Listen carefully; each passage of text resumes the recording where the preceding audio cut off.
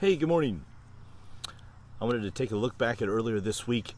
If you weren't paying attention or didn't know, Chris Pratt was awarded the Generation Award on this year's MTV award show, which I didn't even know was still happening after all of these years.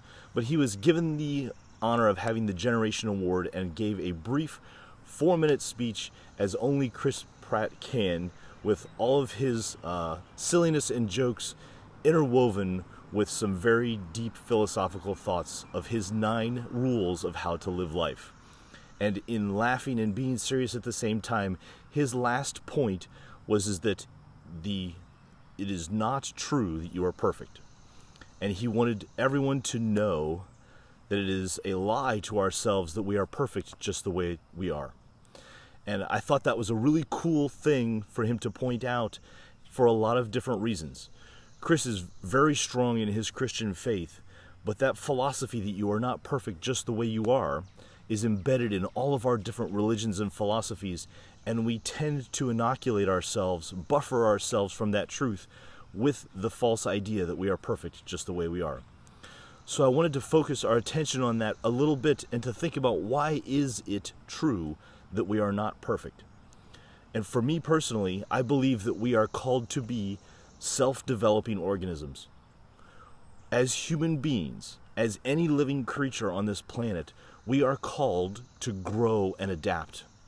And every living thing around us is actually doing that all the time. And we are fulfilling our role in this grand scheme of connectedness by trying to develop and grow. It's not an accident that we ask our children to go to school to learn about all different kinds of science and language and art in order to be able to develop themselves. It's not an accident that we feel called to create new and creative things all the time, because embedded in being alive is this unspoken thing of continuing to grow and adapt. So how are you adapting yourself?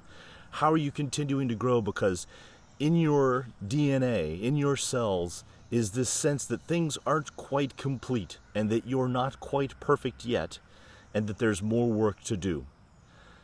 Part of the reason for our unfulfillment is that perfectness isn't complete yet, and we need to continue to find how to complete that. So my challenge to you is, what do you need in order to find the next thing to grow and adapt? That could be intellectually, it could be emotionally, it could be in terms of relationships, it could be in terms of career growth and development, it could also be spiritually. And in those areas, what is the next thing to take another step up? I completely agree with Chris in that we are not perfect the way that we are, and that there's something else. Please take some time this week to try and find what that might be and the next step in terms of your growth and development. Please feel free to comment below, ask any questions you may have. I'm John Rhoads. I hope you're able to find purpose and meaning in your day today.